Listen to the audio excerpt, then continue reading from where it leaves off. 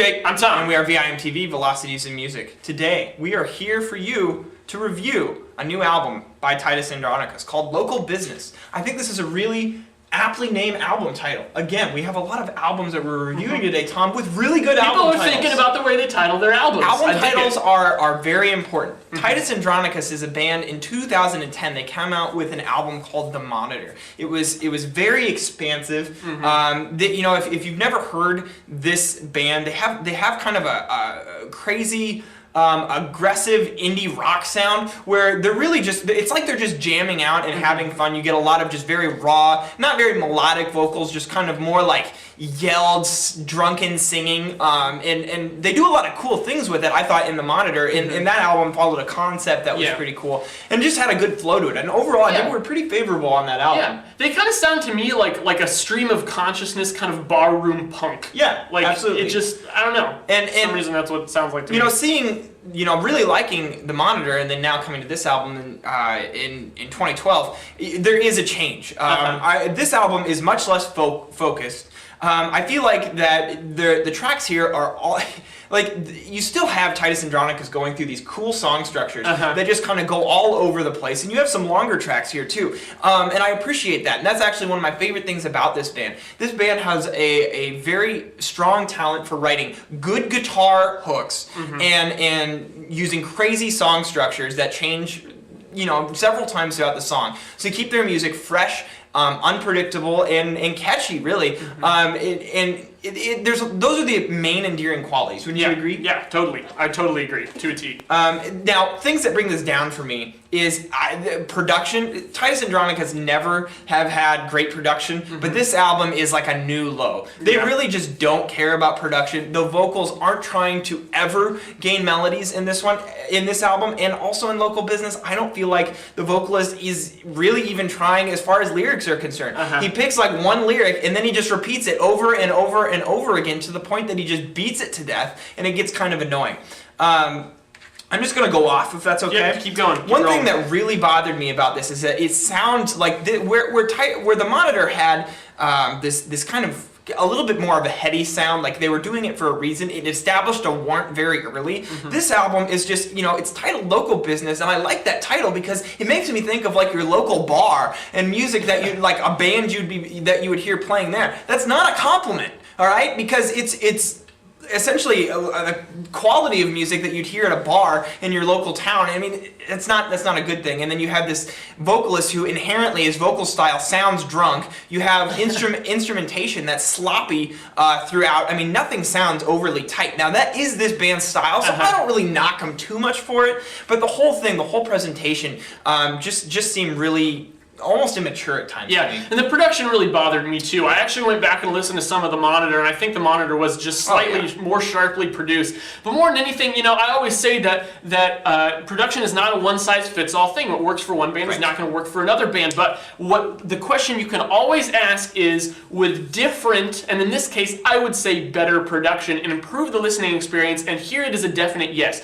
If things were a little thicker, a little sharper, if I got more definition in the drums, the bass, the guitars, everything, and if it was mixed a little more smoothly still, I would have liked it. It would have sounded way more professional, would have raised the bar a little bit. To complement that, I think that if you wanted this to be an 80s, mid-80s album like The Monitor was, although I do think we were more around 80, maybe upper 70s, and going back, I think I've liked that album over time. This one, though, I don't think that I'm going to come back to it just from the standpoint that you have the weak production, and then also it's just the overall immature perspective of the vocal. I mean, I really do feel like the vocals are a significant deficiency on this album. You really have some very weak vocal presentation and very weak attempt at lyrics. Some people aren't going to be bothered by that. It's just personally, I felt that it took away from the good things that they were doing in the instrumentation, and that is kind of my key with vocals in any sort of album. Especially, this comes up with metal all the time, but this is a good this is a good chance to point out it's not just metal. But I asked myself, would this be stronger if there just were no vocals whatsoever? If you took out the vocals and therefore took out the lyrics, would this album be stronger? This is a definite yes on this album. I feel like the vocals actually just brought it down. There's only really 2 tracks I like on this album, and I thought several were very, very weak that I would consider skippable. And that just overall is just signs of a band that has a lot of talent, that's not really fully utilizing the talent. That's what I see in this album. And you mentioned Warrant earlier, Jake, and that was the big issue for me on this album, is why are they doing what they're doing? When you have this very kind of flowing stream of consciousness feel to the instrumentals, where everything is expansive. There's not a lot of repetition. You even have some of those like harmonized guitar lines, which are kind of cool on their own. But when everything's flowing like that, how do the lyrics work with it? Because when you feel like you're getting this narrative story out of the instrumentals, the lyrics and the vocals, I think, have to match. And here they don't. I don't really understand what he's going for. The frustrating thing is, like in the first track, I feel like the vocals are a little more broad. The lyrics, he's got lines. He starts it like right away with like, everything is inherently worthless. Nothing has an objective purpose. Dropping this like nihilistic philosophical wisdom on you. And I feel like, I'm like, wow, he really has something to say. But then he moves to talking about hot deuce, and crap in your pants, and his body, and how small your dick is, and eating disorders, and food fight. Yeah, and to me, it's like, when you're starting with these big topics, and then you move into stuff like that, what's going to make me care? If you've already started the album by telling me that nothing has a purpose, then I sure as hell am not going to think that crap in your pants and having an eating disorder is going to have a purpose. I don't know, maybe this stuff won't bother you guys as much, but I wouldn't be doing you or me a service if I ignored this fact, because it really affects my listening experience. And that's just really. You know what I think it is? You know what I think it is? We are young. We're young guys. We're in our mid-20s, okay? But Tom and I are both married. We're both settling down. We have professional jobs and careers. We do this for fun. We're more mature now, and we're not drunk. And I think if you were less mature and more drunk, you would like this album a lot more, and that maybe we would understand. Maybe we should put on a Friday night or something. That's what we should do. Get drunk on a Friday night, just really get into some debauchery, and put on local business. I think we would like this album more.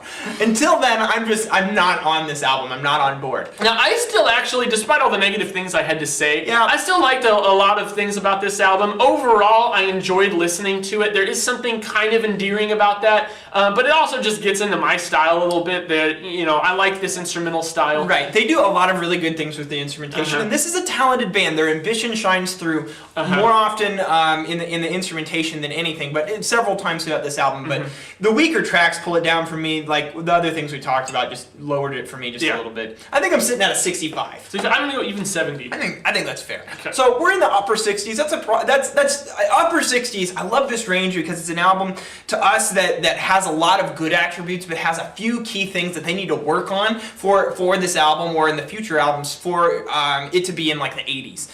So that's something to take in mind as you guys listen to this album. But if you've already listened to it, we're really interested in what you guys think, because we did feel like this was a step down from the Monitor, but it's possible you may love this album. Let us know. www.velocitiesandmusic.com or youtube.com/velocitiesandmusic. Follow us on Twitter, like us on Facebook. That's where we talk with you guys about anything and everything, especially new albums you want us to review. I'm Jake. I'm Tom. And we are VIMTV, moving music critique forward. Kissing this toilet seat, does it make